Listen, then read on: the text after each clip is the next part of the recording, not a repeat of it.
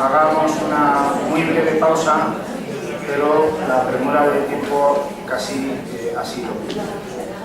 En primer lugar, quería agradecer la invitación a los organizadores, felicitarles por el buen trabajo realizado, en especial referencia a UNAF, a Nieves por su cálida acogida, a todo su equipo.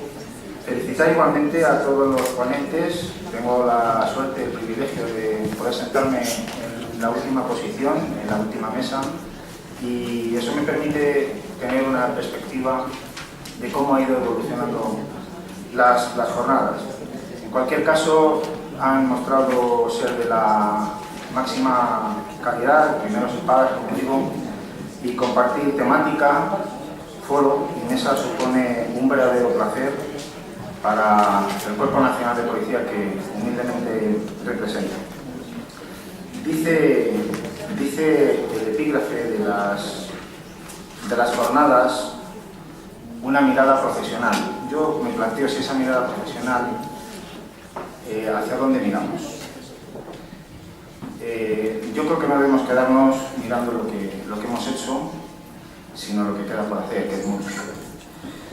En ese sentido, vamos a conocer ahora distintas perspectivas de abordar el problema de la mutilación genital femenina, y para ello voy a rogarles a las compañeras que me acompañan en la mesa que hagan que hagan gala de su capacidad de síntesis y que, a ser posible, en no más de 10 minutos puedan hacer en no más de 10 minutos, porque no tenemos más. ¿Sabes qué decirlo antes? Pues voy a ahorrarme tiempo porque todas ellas tienen un amplio currículum profesional. Entonces, voy a dejarme lo de las flores para otro momento y, con permiso de ellas, voy a presentarles muy brevemente. La primera en hablar es María Casilda Velasco. Tiene muchísimos estudios, empezó, aunque no lo parece, en el 68 a empezar ya estudios y sigue haciendo doctorados, ha participado en numerosos foros del ámbito sanitario principalmente, muy relacionada con el mundo de las matronas en todas las asociaciones andaluzas españolas, cooperante en otros países, verdadera luchadora por la causa. Tiene proyectos. En Túnez, en abril de 2013, va a iniciar un nuevo curso. En fin, María Casilda Velasco, si quieres, con tu permiso, me ahorro tu currículum profesional para no robarte tiempo. Creo que es más importante lo que nos tienes que decir. Eso es lo que no es importante. Así que, bienvenida cuando quieras. Gracias. Yo también voy a restringir los agradecimientos. Estoy muy agradecida, la segunda vez que me invitáis, estoy encantada de estar aquí. Y agradecer especialmente a la participación de todas las que estáis aquí, porque seguimos diciendo que es un tema, que bueno, la cultura, hay que dejarlo. El hecho de que estáis aquí quiere decir que a muchos profesionales les interesa, sobre todo muchas profesionales, que vamos a hacer estas cosas, son cosas de mujeres y nos toca a las mujeres. Pues bueno, por ahí va. Yo voy a hablar desde el punto de vista sanitario y por qué tenemos que los sanitarios ocuparnos de esto. Se ha hablado. Vulnera derechos humanos, derechos de las mujeres, derecho a la salud, derecho a la protección de la salud física y mental de las niñas. Es fundamental. Nosotras somos profesionales sanitarias y tenemos que trabajar con esto porque vulnera un montón de derechos fundamentales. La cultura también, pero mire usted. ¿Qué importancia tiene? Todos decimos que es muy mala la mutilación, pero hay muy pocos estudios hechos. Se publicó en el 2006 el primer gran estudio que ha hecho la OMS en 6 países, con casi 30.000 mujeres que han participado en él, donde se ha visto las consecuencias de un punto de vista sanitario en el momento del parto que tiene el hecho de tener una mutilación genital femenina, ya sea de tipo 1, tipo 2 o tipo 3. Y lo que se ha visto es que hay una mortalidad mayor de las mujeres que tienen mutilación. Está claro que esa mortalidad va a estar relacionada también con el tipo de mutilación que tienen las mujeres, que hay mayor número de cesáreas, que hay hemorragia posparto mucho más importante con las mujeres que están mutiladas que con las que no están mutiladas, que la episiotomía se realiza mucho más en mujeres mutiladas que no mutiladas. Esta mañana nos han dicho un ejemplo de un caso de una mujer mutilada que es una gran episiotomía. Pues bueno, en este estudio, que os digo que es de casi 30.000 mujeres, las mujeres que no tienen episiotomía, que no tienen niños, que se les hace episiotomía es el 40%, las que no tienen mutilación, ¿de acuerdo? Las que tienen mutilación se les hace el 88% de episiotomía. Pero las mujeres que ya tienen niños, si no tienen mutilación, se hace la episiotomía el 16%. Y si tienen mutilación, más del 60%. Con lo cual, la episiotomía va a tener toda una serie de consecuencias para la vida posterior de la mujer que está relacionada con la mutilación. Están más tiempo hospitalizadas. Los niños, también lo he dicho esta mañana, necesitan más reanimación, mucha más reanimación. Y se calcula que el 20% de la mortalidad de los niños de estas mujeres se debe a la mutilación. Este es un estudio que se ha hecho en maternidades, con lo cual, imaginad lo que puede pasar las mujeres que dan a luz, que son la mitad o más de la mitad, fuera de los servicios públicos de salud con profesionales sanitarios. ¿De acuerdo? Este es un estudio muy científico, hecho por la Organización Mundial de la Salud, donde han participado muchísimas mujeres, como os digo, y es el primer estudio amplio donde se habla de las consecuencias de la mutilación en relación con el parto, no con otras. Por tanto, los profesionales sanitarios tenemos que formarnos, tenemos que estar atentos, tenemos que saber, porque sabemos que las consecuencias son peligrosas. Yo he puesto profesionales de urgencias, porque es el primer sitio donde llegan las mujeres o las niñas que han sido mutiladas o las consecuencias de esos partos. Los médicos de familia, porque son los que están en contacto permanente con las familias. Los pediatras, porque son los que van a ver a las niñas después del parto. Aquí se me ha olvidado. Pediatras, enfermeras que hacen la consulta del niño sano, porque van a ver a esas niñas todo a lo largo de 1 año, de 2 años, todas las comunidades autónomas. Tenemos los programas del niño sano, se llamará de una manera o de otra, pero vamos a ver a las niñas, a los niños, al mes, a los 3 meses, las vacunas, etc. Matronas y obstetras, yo soy matrona de formación, soy matrona. Y los obstetras porque vamos a ver a las mujeres durante la dilatación, en el parto y en el puerperio, en el puerperio, en consultas de planificación familiar, consultas de ginecología, etc. Y los trabajadores sociales, porque son nuestros intermediarios, nuestros enlaces. Cuando tú estás en un hospital y tienes un problema, ¿a quién vas? Al trabajador social. Que tengo una madre que... Yo no voy a salir a la calle, no puedo ir a la calle, a la matrona de primaria a lo mejor la conozco, no, a lo mejor es una mujer que me ha venido, pero el trabajador social es fundamental en nuestro trabajo en estos casos. ¿Cómo? Esta mañana también se hablaba. Nosotros pensamos que hay 2 niveles. Uno es la sensibilización y otro la formación. La sensibilización puede haber campañas nacionales, la sensibilización que estamos haciendo en las radios, yo ayer me llamaron de 2 radios, en la televisión, porque ayer fue el día contra la mutilación. Son campañas que tienen que llegar. Tenemos que tener mesas redondas como esta, va a haber profesionales que van a venir. Hay carteles, trípticos que tenemos que distribuir. Pero tiene que haber una formación para los que estamos directamente implicados. Una formación para mejorar conocimientos y competencias a los trabajadores sociosanitarios en general sobre el problema de la mutilación genital. Esta mañana les decía, es que no sabemos lo que es. Es que una matrona ve a una mujer en el embarazo y no se le ocurre, porque no lo ha oído, porque no lo sabe, que tendría que explorar a esa mujer para ver si tiene un problema, para ver si tiene una mutilación, qué tipo de mutilación, etc. Y integrar el problema de la mutilación genital en la formación inicial y continuada. Todos los sanitarios tendríamos que salir con una formación básica, pero en nuestra formación de base, de enfermeras, de médicos, por supuesto de matronas, tendríamos que tener una formación. Y luego una formación continuada. Yo os voy a mostrar aquí un ejemplo de formación continuada que hemos hecho una ONG con la que yo trabajo, Médicos Mundial de Andalucía. Hemos hecho talleres de 20 horas, hemos formado más de 300, quizás sean casi 400, y estaba dirigido sobre todo a sanitarios, personal de educación y de servicios sociales. Era un taller que no estaba financiado por los servicios de salud, sino que estaba financiado por la Agencia de Cooperación Andaluza. La parte que tiene de sensibilización, como Médico Mundial de Andalucía, lleva muchos años trabajando en temas de mutilación, de sensibilización a la población andaluza sobre el tema de mutilación. Bueno, los objetivos que tenía era un taller bien organizado, con profesor bien formado, acreditado por la Agencia Sanitaria de Andalucía, con una metodología participativa, con un pre-test, post-test, como ella decía, para saber lo que los profesionales sabían, etc.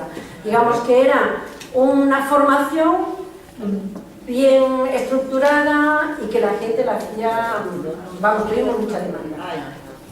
Después de la formación, todo pasó. Después de la formación, acabó al mismo tiempo, después de la formación, acabamos con unas guías. Una guía era en general, de motivación, y otra, cómo abordar y cómo prevenirla, dirigida a los profesionales de salud. Hay otras guías que nos sirven como formación, como es la catalana, que es la más antigua, pero para que veáis el interés que tiene para los profesionales sanitarios, en España tenemos una revista que se llama Matronas de Profesión, que la recibimos todas las matronas de forma gratuita, aquí, ¿vale? Y en el último número de hace 2 semanas ha salido un artículo hecho por unas matronas catalanas que se llama Una visión global de la mutilación genital femenina. Quiere decir que es un tema que nos preocupa, que es un tema que quizá no sepamos mucho, pero sí en el que seguimos estando muy interesadas.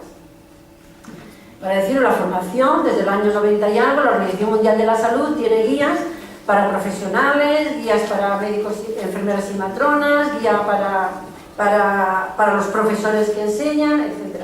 Es algo que hace muchos años que preocupa y en lo cual hay mucha gente que estamos trabajando.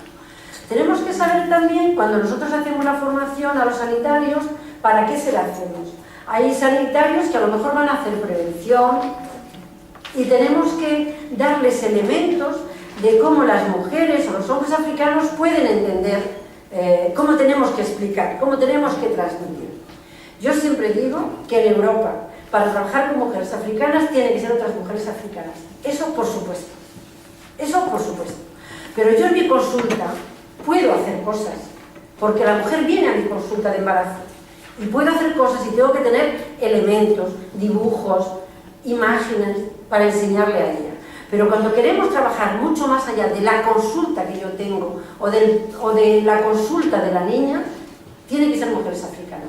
Nosotros podemos decir, la religión dice, se mueren los niños, muy bien, lo que usted quiera, pero eso es otra mujer africana la que puede trabajar con esa mujer y puede llegar mucho más lejos a la mujer africana que nosotros como blancas.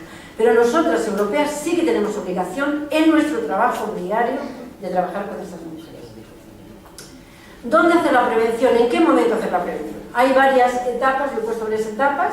Las niñas, ya se ha hablado, atención a los viajes al país de origen. Tenéis que saber que en Francia, que se lleva muchos más años trabajando en este tema, por ejemplo, calculan que si una madre está mutilada, 3 hijas de cada 10 están en riesgo de ser mutiladas. En Francia hay aproximadamente 600.000, mejor calculadas que aquí, digamos, hay aproximadamente 600.000 mujeres que tienen alguna relación con la mutilación genital femenina. ¿De acuerdo? Y ellas han calculado que cada 3 hijas de cada 10 están en riesgo de ser mutiladas, a pesar del trabajo que se lleva haciendo 20 años en Francia en este tema. También se ha comentado el comportamiento en el colegio, la importancia, habéis dado el ejemplo de la niña que lo dice que se va a ir de viaje. ¿Por qué? Porque cuando van al país de origen, esto es lo que se encuentran las niñas. Las niñas van a ser mutiladas en condiciones difíciles de imaginar para nosotros y que luego van a tener todas esas consecuencias que hemos visto que pueden tener después. ¿Qué podemos hacer nosotros como prevención también en otro ámbito? Son a las mujeres. Nosotros tenemos a las mujeres que vienen en control de embarazo y es nuestra obligación. Ahí sí que es nuestra obligación. Cuando una mujer viene al control de embarazo, de hacer un trabajo de prevención para ella.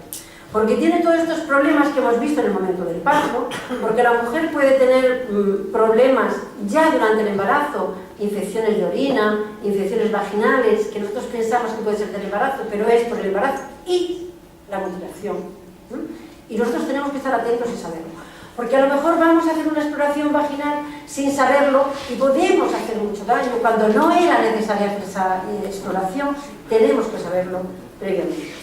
Tenemos que hacerlo también en el parto, porque si esa madre va a tener una hija, tenemos que preguntarle por otras hijas.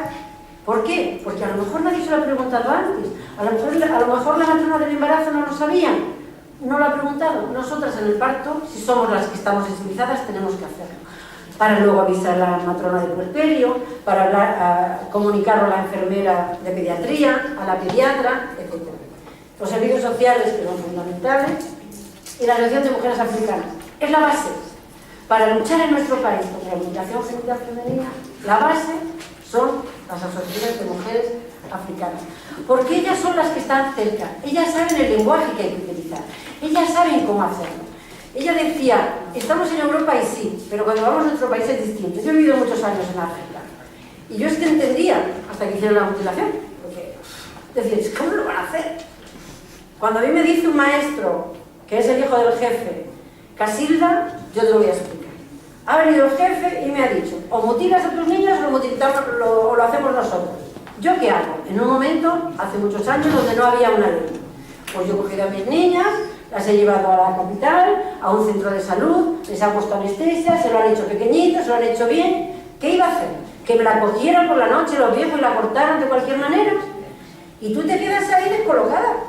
Te quedas descolocada porque dices, yo qué sé lo que hubiera hecho yo en las mismas condiciones que tú. Ahora es distinto, hay una ley, hay una sensibilidad, todos los profesionales sanitarios están formados, todo el mundo lo sabe. En Burkina, ahora el que lo hace, la paga. Y el que lo hace tiene mucha información porque sabe que está perseguido por la ley. Pero hace 25 años, 30 años, mire usted, que es que no, yo es que no entiendo. Pero es que es más, yo conozco un caso de hace unos años que el padre no quería mutilarle y no mutiló a su hija, que la madre no la quería mutilar y no mutiló a su hija, que la niña estaba en la universidad con 18 años. Fue al pueblo con la abuela por la noche, la cogieron 4 viejas y la mutilaron. A una niña universitaria de 18 años. Es que es muy fuerte. O sea, lo que está pasando en estos países es muy fuerte. La lucha es tan grande y hay que perseverar tanto que se conseguirán, pero generaciones. Porque es que luchas en contra de muchísima gente alrededor. Bueno. La intervención de estoy terminando con la intervención con más intenciones. Hay que hacer intervenir de niños y adolescentes. Perdón, ¿cuántos sanitarios sois aquí? ¿Así? Bueno, hay algunas imágenes que son un poco fuertes, pero yo tengo una amiga en Burkina que dice, la mutilación se ve cuando se hace, cuando la ve, si no, no sabe lo que. No voy a poner una mutilación porque hasta ahí no llega, pero bueno. Pero he puesto algunas fotos que son de un libro de unas mujeres de Mali, de una asociación que lucha contra la mutilación, o de la Organización Mundial de la Salud, que son un poco fuertes, pero para saber qué es lo que produce la mutilación. En adolescentes, por las secuelas y las reparaciones si son mutiladas. Antes hablábamos tipo 1, tipo 2, tipo 3, muy bien. Pero tenéis que saber que una mutilación tipo 1, tipo 2, puede tener infecciones, que puede tener unas cicatrices y hacer una vulva como si fuera una tipo 3. Porque nosotros hemos tenido un proyecto en Burkina Faso de reparación, no de reconstrucción, de reparación, y era para que las mujeres, las chicas, pudieran tener relaciones. Y en Burkina no hay tipo 3, es tipo 1 o tipo 2. Pero las sobreinfecciones sobre la herida había hecho que las cicatrices quedaran eso prácticamente tapadas. Os voy a enseñar la foto. Pues vale. La intervención durante el embarazo. Tenemos que preguntar, como os he dicho, por los síntomas que nos orientan hacia las secuelas más frecuentes en la mutilación. No es conveniente en la primera preguntar sobre la mutilación, pero sí tenemos que saber de qué país viene, dentro de ese país de qué etnia viene, porque si es una senegalesa que es wolof y le decimos estás mutilada, bueno, te puede poner la cara de todos los colores. Pero vamos a ver, ¿cómo me dices a mí eso? ¿No? Tenemos que saber, tampoco hace falta conocer todas las etnias, pero sí tener una idea de la población que tenemos, a la etnia que pertenece, para no hacer preguntas suficientemente desagradables. Tenemos que tener las acciones de educación maternal, las colectivas no, pero sí las individuales, hablar con ella, cómo, por qué, etc. Indagar sobre cuáles son las tradiciones y tenemos que tener mucho cuidado siempre, si creemos que una mutilación, de explorar a la mujer para evaluar qué tipo de mutilación tiene para las consecuencias que puede tener. Esto es lo que yo os decía. Esta es una mujer de Burkina que no cabe la punta del dedo meñique mío. Y en Burkina le habían hecho una de tipo 1 o tipo 2. Pero hizo que las infecciones después de la mutilación se quedaran completamente tapadas. De los 3 casos, que el día que yo fui, que estaba haciendo la intervención, el médico, un ginecólogo, que era un encanto de hombre, pues una mujer estaba embarazada. Una mujer se había quedado embarazada sin penetración. ¿Vale? ¿Y qué futuro le queda a esa mujer si esa mujer tiene que dar a luz en su propio? Lo que le hacían una intervención mínima, muy pequeñita, que lo que hace es, como cuando se hace aquí en España también los ginecólogos, que es abrir un poco el introito para hacer justo, acabamos. Algunas fotos para que veáis consecuencias de mutilaciones, que no tienen por qué, es que vemos las fotos, se cierran, no, estas son consecuencias reales de mutilaciones, ¿de acuerdo? En el parto hay mujeres que están completamente y hay que desinfibularlas, hay que pensar después en el dolor, el tipo de parto, la evolución, la episiotomía, de lo cual ya hemos hablado. Esto es una niña infibulada de 16 meses, completamente tapada. O sea, tú cortas, coses y luego cicatriza por donde quieres, ¿de acuerdo? Estos son quistes que aparecen después de la mutilación. Cuando se dice que la mutilación no está relacionada no se relaciona la mutilación con las consecuencias, igual que tampoco saben que el mosquito te produce la malaria, ni que el agua sucia tiene la diarrea, o sea, que eso no vayamos muy lejos, hace unos cuantos años aquí estábamos igual. Pero esto lo necesitamos decir y explicar a las mujeres para que sepan las consecuencias. Una de las cosas más importantes en el puerperio es el dolor. Hay que saber que las mujeres tienen muchísimo dolor después del parto. Como resumen, diagnosticar las mutilaciones, adoptar el modo de dar a luz, no reinfibular tras el parto, porque cuando estuvimos en una época de respetos, la mujer infibulada la reinfibulaba, bueno, aquí no, en los países nórdicos se volvía a poseer después del parto porque era lo que la mujer quería y nosotros estábamos por los derechos de la mujer. Y abordar la prevención por sus límites. Acabo. Dificultades para abordar, comunicación y comprensión, actitudes de los profesionales y dificultades a las mujeres afectadas. No olvidar que tenemos una ley. Trabajar con asociaciones de mujeres africanas, lo he puesto lo primero, porque creo que es fundamental. Papel fundamental de los servicios sociales. Tienen que estar como intermediarios entre el servicio de salud. Formación inicial y continuada de los profesionales sanitarios y hay que seguir investigando para saber cuál es nuestra realidad en nuestro país. Los 3 dolores de la mujer, una cosa. Me tiene subido la lámpara, Casilda. Porque es la última diapositiva. En Egipto se prohibió en el 2007 por ley, ¿de acuerdo? Sí. Hace unos días un diputado, miembro de un partido NUR, que posee el 28% de los escaños, defendió la práctica de la ablación del clítoris en el país por estimar que forma parte de la Suna, camino marcado por el profeta. Consecuencias de la revolución en Egipto. Muchas gracias.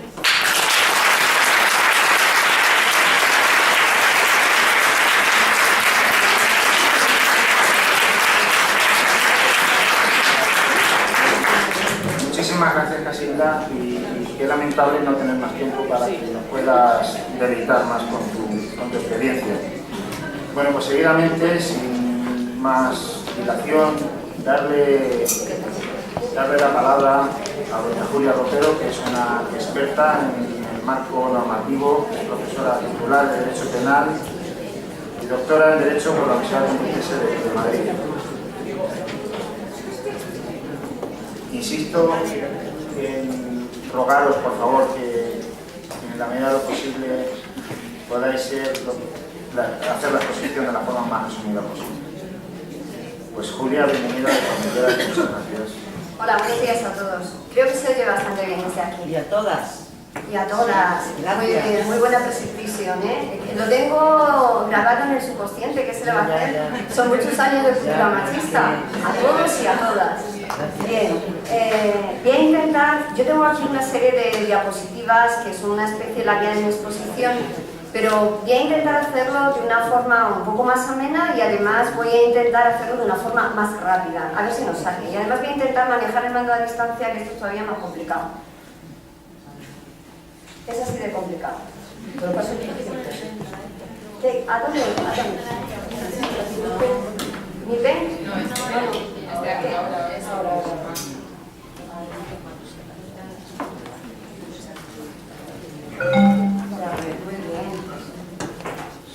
Muy bien. Bien, quería empezar en primer lugar planteando esto, un planteamiento de cuestiones, pero más bien es un planteamiento de cuestiones personales. Quería empezar con una especie de explicación de por qué yo me preocupo por esto.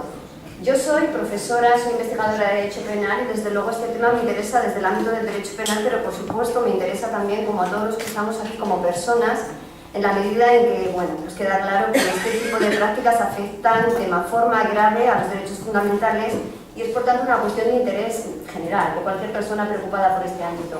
Y también como feminista, esto no es una declaración de principios, sino bueno, como feminista en cuanto persona preocupada porque se respeten los derechos de las mujeres frente a aquellas prácticas en las que parece haber precisamente una vulneración de esos derechos por el mantenimiento de una concepción bastante machista de cuestiones tan importantes en la vida como es la sexualidad.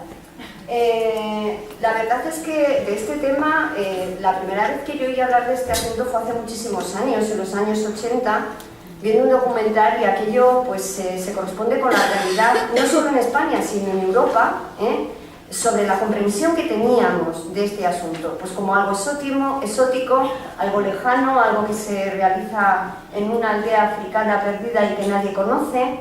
Y en realidad este tema ha empezado a interesar a la comunidad occidental y ha empezado a interesar al mundo occidental y esto pues pone de manifiesto pues, esta falta quizás de entendimiento y de solidaridad cuando se han empezado a plantear los casos en España, cuando se han empezado a plantear los casos en Francia, cuando se han empezado a plantear los casos en los países nórdicos. En España los casos comienzan a llegar, como ya se ha señalado aquí en distintas intervenciones, comienzan a llegar durante la década de los 90, comienzan a aparecer supuestos de denuncias, casos que comienzan a iniciarse procesos judiciales, aunque la sentencia condenatoria no ha sido hasta hace muy poco, y sobre todo en las zonas donde ya se ha señalado hay más población de origen subsahariano, como es Aragón, Baleares y también Cataluña. En ese momento además comienza como una especie de alarma social y un cierto movimiento político para reaccionar frente a esta situación y en esas propuestas políticas se incluyen las de reformar el Código Penal y reformar las leyes procesales para que se responda de manera adecuada a esta práctica bajo la suposición de que hasta entonces eso no estaba regulado. Como profesora de Derecho Penal, advirtiendo que esto no es así, que realmente sí que estaba regulado, sí que antes de que en el año 2003 nuestro código se reformara para reflejar expresamente esta punición, y antes del 95 y desde 1870, es decir, desde que tenemos códigos escritos, esto es una grave lesión y esto está recogido y cualquier juez podía interpretarlo. Como profesora de Derecho Penal me sorprende toda esa necesidad de reforma y me empiezo a plantear si efectivamente esa necesidad de reforma de la ley penal es necesaria y no solo esto. Empiezo a plantearme tres cosas. Primero, si existe una conciencia social clara sobre lo que esto representa. En segundo lugar, si es verdad o no que el Código Penal no tiene una respuesta adecuada y que por tanto es necesario transformar las leyes. Y después una última cuestión que solemos hacernos mucho los penalistas, que en lugar de ser los defensores del derecho penal somos los máximos detractores, los que más desconfiamos del derecho penal. Esa tercera cuestión es la de si el recurso al derecho penal como único recurso y como recurso con toda su batería y con todas sus consecuencias es el procedimiento más adecuado como único recurso para responder frente a estos hechos. Porque el derecho penal, a fin de cuentas, lo que representa es la imposición de una consecuencia jurídica que es la pena y que consiste en la privación de un derecho fundamental, la libertad. Es decir, que nos estamos planteando, por supuesto, la gravedad de todos estos hechos, pero también debemos plantearnos que si estos hechos son castigados en España con la pena prevista en este momento, 6 a 12 años, aparte de si se puede localizar, que esto normalmente es muy complicado, a la persona que directamente ha realizado la práctica de mutilación, quien es directamente responsable suele ser la madre y también, por extensión, a veces el padre. Lo que nos lleva a dibujarnos, esto lo tenemos que pensar, la realidad de que tenemos a una niña mutilada, emigrante, pobre, en una situación determinada en España, con unas circunstancias, con los posibles problemas de integración, con sus padres en la cárcel. O sea que esto es algo que debemos de tener también en cuenta para valorar lo que significa la utilización del derecho penal frente a la mutilación genital femenina. Existe existe una conciencia social clara sobre la realidad de la mutilación genital femenina. Bueno, yo sobre esto no me voy a extender porque sobre esto han hablado personas mucho más cualificadas que yo. Ha sido estupenda la exposición que acaba de hacer Casilda y no creo que yo tenga que insistir más sobre este asunto. Yo creo que sí, que gracias sobre todo a que pues este problema se ha hecho visible, al trabajo fundamentalmente de mujeres africanas que con gran valentía empezaron a hablar de este asunto, a partir también del trabajo de organizaciones no gubernamentales, también a partir del trabajo de otros colectivos europeos que se han movilizado. Esto ya es visible y se tiene esa conciencia. También existe una conciencia sobre las graves repercusiones que esta práctica representa. También nos han explicado con una claridad absoluta qué es lo que significa. Yo solo quiero insistir en algo que también es importante desde el punto de vista del derecho penal. Aquí los bienes jurídicos que se ven afectados no son solo claramente la integridad física y la salud física, sino también la salud psíquica, por lo que esto representa, y por supuesto también la integridad moral y la dignidad de estas mujeres. La práctica, la realización de la mutilación es una actividad más en un entorno cultural, sexista, machista, en el cual la mujer se tiene que someter a un control, y una manera de control es a través del control de la sexualidad, y esta práctica es una manera de tratar a la mujer de esa forma, es decir, vamos a tener a la mujer controlada a través del control de su sexualidad y vamos a tener a la mujer sometida también en este ámbito, hasta el punto de que una mujer no mutilada es una mujer que no puede gozar de un estatus adecuado en una sociedad donde esta práctica está extendida. Y por esa razón, las madres de las niñas, porque lo conocen, porque saben que esto es así, son las que están principalmente interesadas en que esta práctica se perpetúe o en mutilar a sus hijas, porque temen el rechazo social que esto puede representar. Es una práctica, por tanto, que tiene a su alrededor muchos otros aspectos más allá de las graves lesiones que son fundamentales y esenciales, y que tienen que ver con ese ataque a la dignidad. Y por supuesto, es muy importante destacar la necesidad de hacer valer el derecho a la mujer a mantener su sexualidad y el disfrute de la sexualidad, algo que con la realización de estas prácticas se ve afectado. Bien, tampoco tenía aquí pues una breve explicación sobre algunas confusiones sobre el origen de esta práctica. Yo creo que de esto ya se ha hablado mucho. Yo creo que a estas alturas ya está claro que no es una práctica necesariamente vinculada al Islam, aunque muchos islamistas en Egipto, y ahí va lo que ha señalado antes Casilda, han hecho de esto una reivindicación propia. Es una práctica que tiene que ver con el control de la sexualidad de la mujer y que no está extendida solo en los países de carácter islámico. No hay ninguna duda, para terminar con esta primera pregunta, ¿existe una conciencia social clara? No hay ninguna duda de que desde el ámbito internacional, sobre todo tras las convenciones de Naciones Unidas que expresamente se pronunciaron en contra de prácticas que atentan contra derechos fundamentales amparados en la costumbre, no hay ninguna duda de que la mutilación genital femenina es ya más conocida y que la mutilación genital femenina es entendida como una grave lesión de los derechos fundamentales de las mujeres. No obstante, a mí me gustaría señalar, y perdonad que haga un pequeño parón, no sé si era aquí, no, aquí todavía. Me gustaría señalar que todo esto que estoy indicando, yo quisiera que no condujera a una simplificación de todo este asunto. Lo que sería absolutamente rechazable es que nos enfrentáramos con este problema desde una posición de supremacía cultural, ¿de acuerdo? Entendiendo esto como una especie de salvajada o barbarie. Bueno, esto es como el control de la sexualidad de la mujer llevado hasta su último extremo. Detrás de esto existe la superstición, la creencia de que la sexualidad y la mujer casan mal. La mujer es un instrumento para la sexualidad del hombre, pero la mujer cuanto más pura mejor. Y esto no es algo que sea exclusivo de determinadas civilizaciones. Esto es algo que ha estado extendido, a fin de cuentas, y perdón, espero no herir la sensibilidad de nadie y ejerzo mi libertad de expresión al respecto.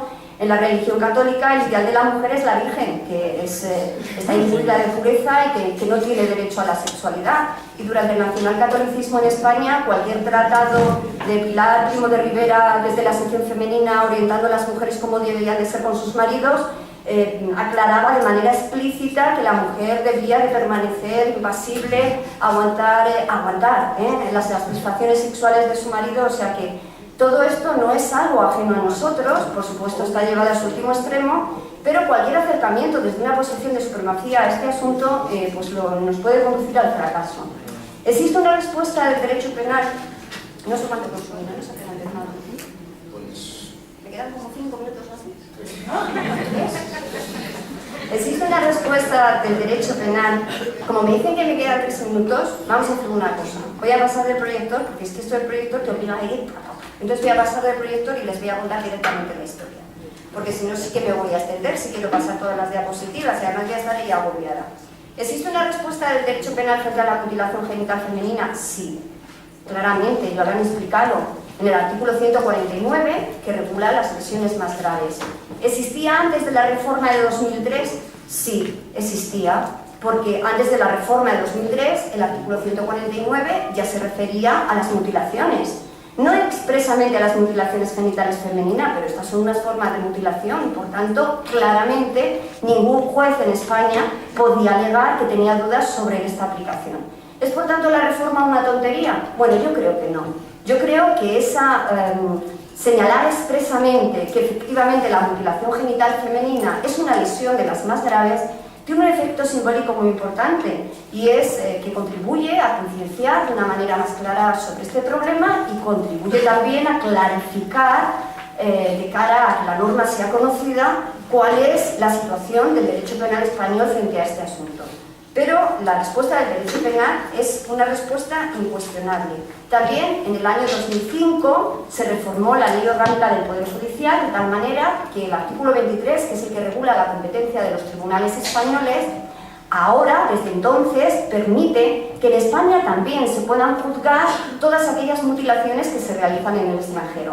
Hay que poner de manifiesto que aunque tenemos solamente una sentencia condenatoria por un caso de mutilación genital femenina, se han abierto otros muchos procesos. Lo que ocurre es que frente a estos casos ha habido un cierto desconcierto. Y sería injusto pensar que es porque los jueces no tenían ni idea o la policía no se enteraba. No, lo que ocurre es que evidentemente cuando uno ve de cerca este asunto se da cuenta de que a quien sientas en el banquillo es a la madre mutilada, es decir, a la víctima y al mismo tiempo verdugo. Y que cuando le tienes sentado en el banquillo, ¿qué ha ocurrido en los casos que han llegado? Pues que muchos jueces o han sobreseído el caso o han declarado exoneración de responsabilidad porque han considerado... lo podéis citar, porque han considerado que no existía la intención, o había una circunstancia eximente por inexigibilidad, o había un cierto error en los padres. Incluso hay que tener en cuenta que la sentencia condenatoria de la audiencia de Teruel, de la que estamos hablando, condena al padre a una pena más grave, le condena por unas lesiones graves al padre de la niña, pero a la madre, aunque la condena, le aplica una atenuante por error vencible de prohibición. Es decir, como esta señora llevaba solo un año en España, el juez considera que ese tiempo no fue suficiente para conocer la norma española y que cabe presuponer que al no conocerlo ella consideraba que esta práctica era legal. Bien, esto nos puede parecer un artificio, pero con ello el juez bajó a 2 años la pena de prisión para la madre, lo cual permite la sustitución e impedir que la niña no se quedara sin padre y sin madre y los dos metidos en la cárcel. Todo esto lo cuento para llegar a lo que sería la parte final de mi intervención. ¿Es el recurso al derecho penal un medio adecuado para responder a estos casos? Hombre, lo que ocurre es que es irrenunciable, es decir, no podemos negar las graves lesiones que se producen y el derecho penal tiene que actuar. Y esto no se puede justificar de modo alguno, es decir, no cabe señalar, no, esto no son lesiones porque la lesión es un término relativo y a fin de cuentas para estas mujeres es algo necesario. No, no, esto es una lesión, es un grave atentado contra derechos fundamentales y el derecho penal tiene que actuar. Ahora bien, si aplicamos el derecho penal, no debemos olvidar lo que esto representa. Y sería muy injusto por nuestra parte ponernos a perseguir todos estos hechos sin desplegar antes y al mismo tiempo toda la batería necesaria para la prevención. Como alguien ha dicho, creo que ha sido Lucía en su intervención, cuando un caso llega a los tribunales en España no es un éxito, es un fracaso, porque esto representa que han fracasado todas las barreras que hay antes para que esos hechos no se produzcan. Porque cuando llegan a los tribunales y hay que meter al padre o a la madre en prisión, realmente la situación para esa familia en concreto es espantosa, hay que seguir haciéndolo, porque la prevención general lo exige, pero tenemos una sociedad que puede, a pesar de los problemas de recursos, reaccionar de una forma más justa, para no dejar a nadie en esa situación de tener que ser la especie de chivo expiatorio para poder acabar con esta práctica. Y nada más. Esto es todo.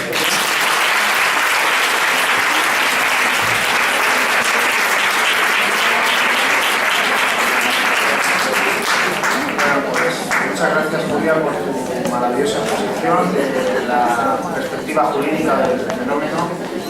Y sin más dilación, darle paso a Beatriz Ponte Morante, oficial del Cuerpo Nacional de Policía, presidenta del Comité de la Mujer de la Confederación Española de Policía.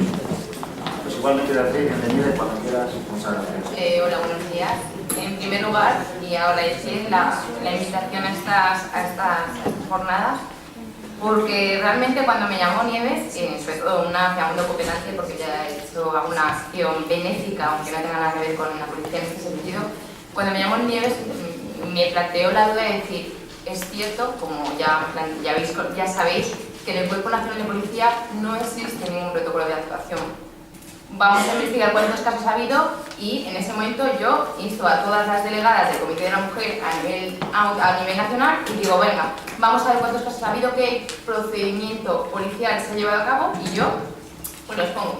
Total, que pues con tan buena suerte, porque ahora me doy cuenta de que es una buena suerte que todos los estamentos anteriores, con todos los casos que ha habido, han funcionado y en el Cuerpo Nacional de Policía actualmente contamos en el 2011 con un solo caso investigado por el Cuerpo Nacional de Policía y trasladado a la autoridad judicial, o bien porque la Fiscalía ha mandado a hacer gestiones al Cuerpo Nacional de Policía, pues entonces realmente estoy muy satisfecha de ello, porque realmente que entiendo que todo el trabajo que habéis hecho vosotras, todas las que estáis aquí y todas las asociaciones, bien en África o bien en los países en Gambia, han funcionado, así que con ello estoy muy contenta. Entonces yo, pues un poco voy a trasladaros el protocolo de actuación en unas lesiones, como ya ha hecho la profesora de Derecho Penal, unas lesiones tipificadas en el Código Penal con la agravante del especialmente agravado, que tenemos gracias al 2003, y con la modificación del 2005 de perseguir extraterritorialmente al supuesto autor o autores de delitos, siempre que se encuentren en ese momento en España. Entonces, ahora, como funcionaria de Corporación de Policía, pues os transmito la dificultad que hay para conocer estos casos y como presidenta del Comité de la Mujer me planteo la necesidad de hacer algo al respecto. Sé y tengo conocimiento de que existe una fuerte labor que realiza el Cuerpo Nacional de Policía en las figuras de delegados de participación ciudadana. Estas personas lo que realizan es un trabajo, digamos, a pie de calle. Son personas pues, que tienen un largo bagaje en el Cuerpo Nacional de Policía y que llegada, en este caso digo porque hay muchos que están ya tienen una edad considerable, o sea, una edad que ya a lo mejor no está en servicio activo y proceden a un trabajo pues, de atención primaria, es decir, se van a los colegios, tienen contactos con asociaciones de las asociaciones, con padres, con alumnos, y lo que realizan es un trabajo de sensibilización, de prevención, de conocimiento del delito, que a su vez trasladan y vuelcan esos datos para la posterior investigación. Yo os voy a comentar un poco los casos que he tenido conocimiento, ¿vale? Uno ha sido, ha habido dos en Baleares, el último ha sido en el 1998, ¿vale? El cual la investigación la llevó a cabo el grupo de menores. Se tipificó evidentemente como un delito de lesiones, que sin la agravación que existe ahora por la posterior modificación, y el inicio, por así decirlo, fue llevado por el juzgado, es decir, el informe médico, la niña o la madre al ir al médico se dieron cuenta de esa supuesta ablación o esa mutilación y trasladó el médico el informe facultativo al juzgado manda a hacer instrucciones, investigaciones y gestiones al Cuerpo Nacional de Policía, el grupo de investigación comienza a hacer todas las diligencias pertinentes para la elaboración del atestado y se detiene en este caso al autor o autores del hecho. Ahora veo la problemática que existe y más cuando me he puesto a estudiar este caso he dicho voy a intentar adaptar un protocolo, cuáles son las actuaciones que haría el Cuerpo Nacional de Policía y el caso en el que el niño ¿Cómo se quedaría en España un niño que estamos hablando que a lo mejor es de Mali, de Gambia, que no tiene un tutor, una familia más que los propios padres? Porque en este caso, vale, a lo mejor se tendría al padre, al autor de los hechos, pero ¿y la madre? Conocedora del hecho, sería autora, coautora, instructora, se quedaría a lo mejor en desamparo y bueno, en teoría sería un fracaso para la unidad familiar de esa familia. Yo os voy a exponer un poco un protocolo de actuación, que es lo que haría la policía cuando se encuentra con un delito de lesiones, que estamos hablando aquí, ¿vale? Esta es la finalidad de la intervención policial, pues eso, lo que hacemos, prevenir la comisión del delito, reprimir si se comete, reprimir a efectos de detención, auxiliar a las víctimas, recoger las pruebas y efectos para la autoridad judicial y investigar el delito. A ver, esta es la actuación siugénesis, es decir, la actuación genérica para todos los delitos.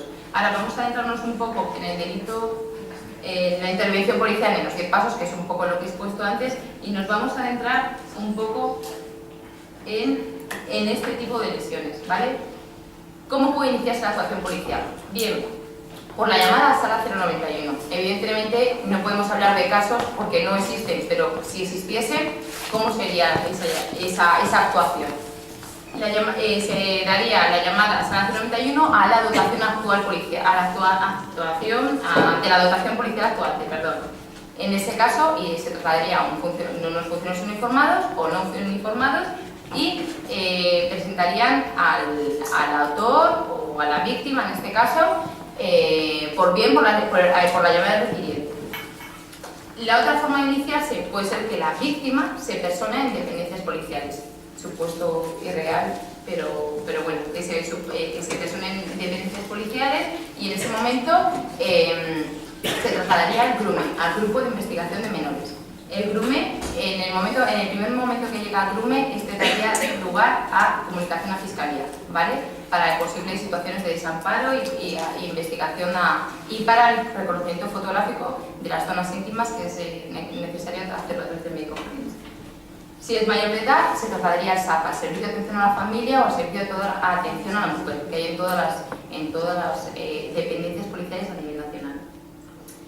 Después, lo que también se podría darse el caso de que la investigación fuese a cabo por la remisión, como os he dicho antes, que es como ha ocurrido por la remisión de ese parte facultativo que llega al juzgado correspondiente o a la Fiscalía, o tiene conocimiento de la Fiscalía y remite nuevamente al Cuerpo Nacional de Policía para que investigue y habrá un atestado, una comparecencia policial. Aquí os relato un poco de cómo sería cuando se traslada esa dotación policial al domicilio, ¿vale? Pues, los aspectos que tenía que tener en cuenta, que os los pongo aquí, pero no voy a adentrarnos mucho porque os digo que la dificultad de este tema es que todos los delitos tenemos un proceder habitual y este es un delito especialmente distinto al resto del proceder actual de todos los delitos porque nos encontramos en un caso que a lo mejor no se ha realizado en España, la policía evidentemente de motu propio es muy difícil que tenga conocimiento y entonces yo os he puesto a modo genérico pues qué es lo que haría el Cuerpo Nacional de Policía en un caso así. La actuación policial evidentemente se prima en proteger la integridad física de la víctima, su privacidad e intimidad. La toma de declaración, evidentemente, en un delito de lesiones, para el inicio, comienza con la toma de declaración. Si en el caso de que haya ido la víctima o que la víctima la haya llevado a la dotación policial, se toma declaración con un parte facultativo. Es decir, el policía actuante tendría que trasladarle al centro médico para que le haga un parte facultativo inicial. En todos los delitos de lesiones es así. Si no es así, no podríamos iniciar e investigar ese delito de lesiones. Entonces, ¿qué aspectos podríamos tener en cuenta? Pues, a modo policial, las conductas verbales y no verbales. Dado que somos policías, es importante que el policía actuante pues, no vaya de uniforme, que si se hace un traslado al médico se haga en un vehículo no uniformado, que el acercamiento nuestro hacia ellos sea progresivo. Y ahora viene la parte en la que tengo que hacer una mención especial, el tema de la situación irregular. Evidentemente, uno de los mayores problemas que yo veo en todo esto es porque muchas de estas personas a lo mejor se encuentran en una situación irregular en España. Tenemos que dejar claro, y lo que hablamos un poco antes, que es importante que colocáis en la Ley Orgánica 2/2009 de extranjería en la aplicación a la Corporación de Policía establece algunos procedimientos en los cuales se puede dar una autorización de residencia eventual, y es por razones humanitarias. Entonces, me imagino que algunos ya lo sabréis, pero en este caso, ¿vale?, es importante que remarcarlo. Por razones humanitarias existe la posibilidad de conceder autorizaciones de residencia eventual. ¿Vale? Bueno, la toma de denuncia por mujeres. Entiendo que todo igual que los delitos de violencia en general, doméstica, de género, no es que sea un requisito legal, pero sí entendemos que una mujer ante una mujer tiene una mayor sensibilidad y yo creo que tiene unas habilidades especiales para ello. Y si lo pide expresamente, por supuesto, siempre suele haber una mujer en todos los turnos, y si no, se la llama para esa toma de declaración, que es muy importante que sea en un espacio habilitado, con unas condiciones físicas adecuadas. Por ejemplo, el hecho de llevar un uniforme tendríamos que evitarlo totalmente, el hecho de traslado en vehículo uniformado totalmente obviado, es decir, siempre con un vehículo de paisano, por así decirlo, y recabar la información de los hechos.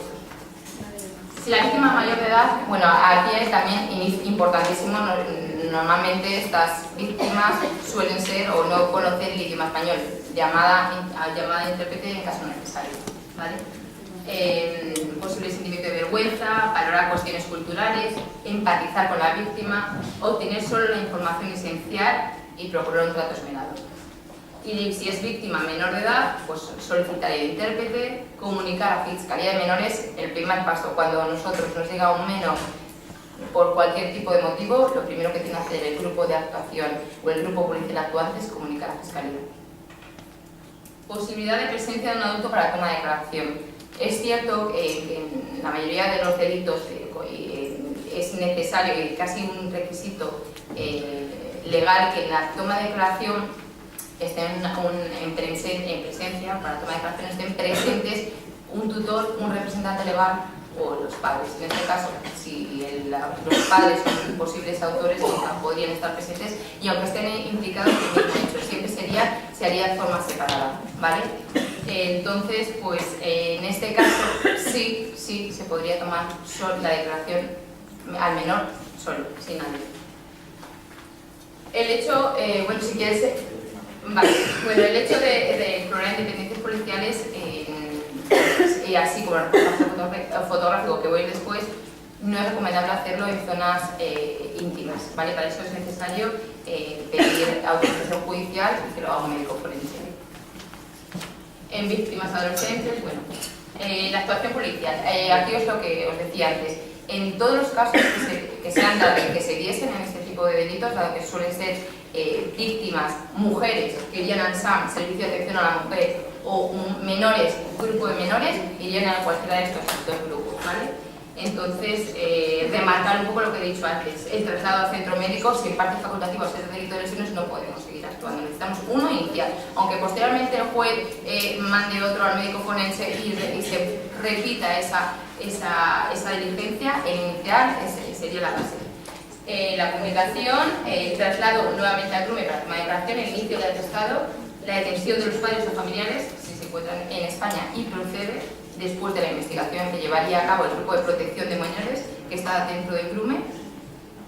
La asistencia social menor en caso de desamparo por decisión de los padres. Yo esto lo he incluido aquí porque lo veo necesario, se hace en los casos en los que realmente, si nos encontramos con otro tipo de delitos, los niños detenidos o víctimas de un delito no tienen a ningún representante legal o familiar que pueda hacerse cargo en ese momento. Entonces, bueno, ahí es importante una vinculación y una colaboración con asociaciones especializadas en la asistencia social a estas personas.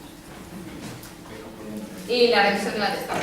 Bueno, entonces aquí os hablo un poco de lo que es la investigación, cómo llevaría a cabo este grupo de menores la investigación y los aspectos que tener en cuenta. Pues el autor, el móvil, el modus operandi, el hecho, el espacio temporal donde ha ocurrido, y todo eso son un conjunto de diligencias que conforman ese atestado con la finalidad, pues, de descubrir y detener a los delincuentes. En en este caso al delincuente, que sería el padre o la madre. Y nada, después el reportaje fotográfico, siempre que presente lesiones, se suele hacer, excepto en las zonas íntimas, que como he dicho antes, solo puede hacer en presencia del médico forense.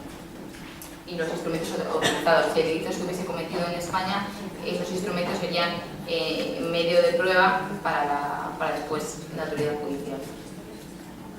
Después la detención del autor, cómo se haría, si se encuentra en el lugar, si no se encuentra, y lo que un poco ha remarcado antes. Se puede detener por los siguientes delitos, por coacciones. Yo aquí veo que podría haber un concurso de delitos, es decir, que a lo mejor el delito no ha llegado a cometerse, pero es susceptible de que llegue a cometerse y existen una variedad de delitos que podrían ser factibles a la hora de la detención. Si hubiese testigos, evidentemente. Después aquí estaría un poco en la parte de policía científica. Todo esto es en el supuesto caso de que el delito se hubiese cometido en España y que en ese momento se insta la actuación de policía científica para proteger el escenario y recoger todos los indicios y vestigios necesarios para que sirvan de medio probatorio para la autoridad judicial. Vale, pues nada, aquí si en el caso que se hiciese una comparecencia, ya por finalizar, la comparecencia por este tipo de delitos se hubiese cometido en España, pues todo, o sea, en España fuera, pero tuviésemos conocimiento, pues el lugar donde los hechos, el parte facultativo, si el autor se encuentra en España, manifestaciones de la víctima, comunicación a fiscalía, el intérprete, el hecho, las armas y instrumentos utilizados como medio probatorio sería fundamental. Y en la comparecencia indicación expresa de la situación de cada uno de los actuantes. Bueno, pues sin más, únicamente de concluir que he observado y me estoy dando cuenta de la necesidad que existe de establecer no solo un protocolo de actuación, sino porque un protocolo de actuación policial a lo mejor no es algo que sea un instrumento útil para llevar a cabo por este tipo de mujeres, pero sí es necesidad de trasladarlo a esas personas, o bien a nivel los responsables de extranjería, porque en este caso sí que tiene un contacto directo. Cuando una persona quiere regularizar su situación en España, sí que puede haber un primer contacto con el policía y sí que se le puede establecer una pequeña sensibilización o medidas de prevención. Yo creo que es el único paso y el único fundamento en el que la policía, junto con los delegados de participación ciudadana, pueden estar ahí, conocer, y creo que yo, como responsable del Comité de la Mujer, voy a intentar sensibilizar, trasladar toda esa problemática, porque realmente estoy aturdida y porque no tenía mucho conocimiento, y voy a hacer todo lo que esté en mi mano para que esto sea útil para el Cuerpo Nacional de Policía. Muchas gracias.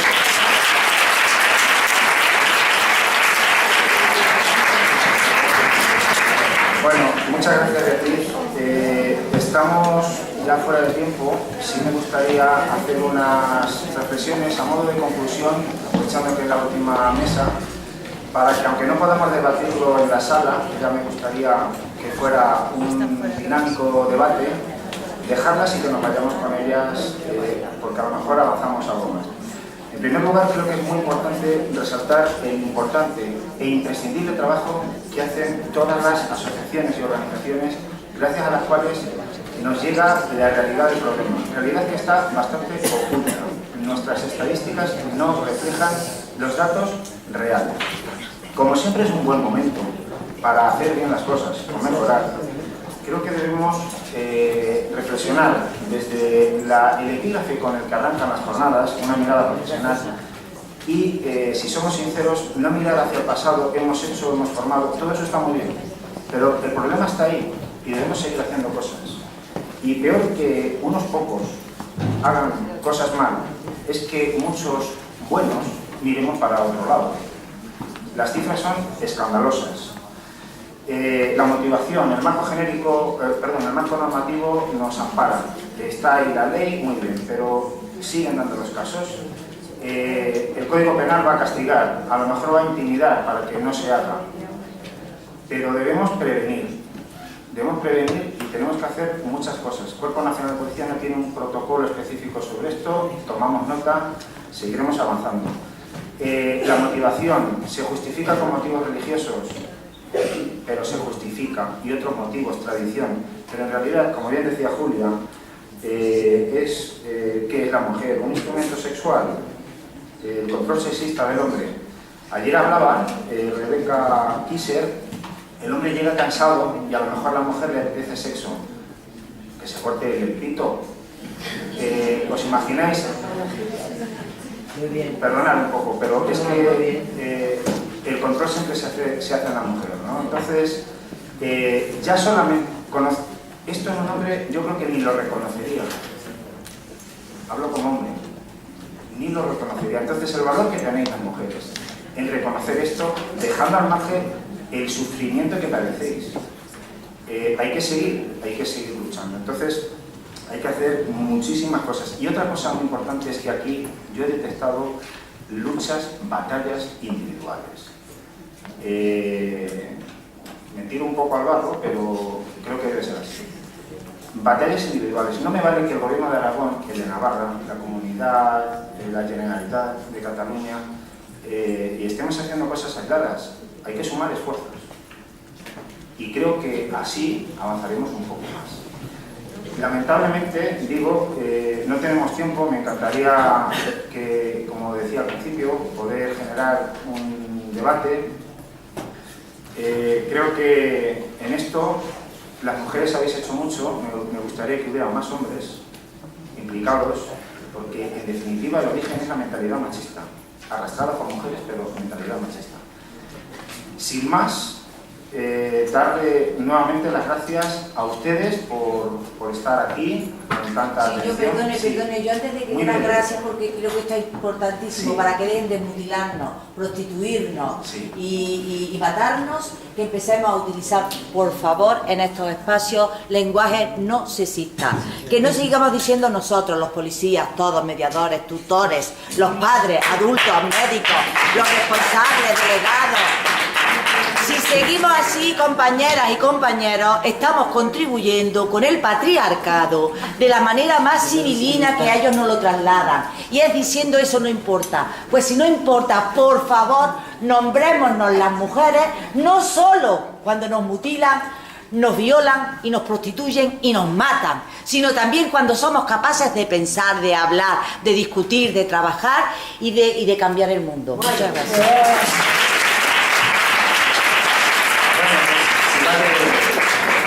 Si vale como cierre tus palabras, que son aplaudidas. Decía agradecer a la organización, a UNAF, Nieves, especialmente a ti, todo el esfuerzo que habéis hecho. Creo que no queda en la papelera y nos empuja un poco más a seguir en esta lucha que verdaderamente merece la pena. Así que muchísimas gracias a todos.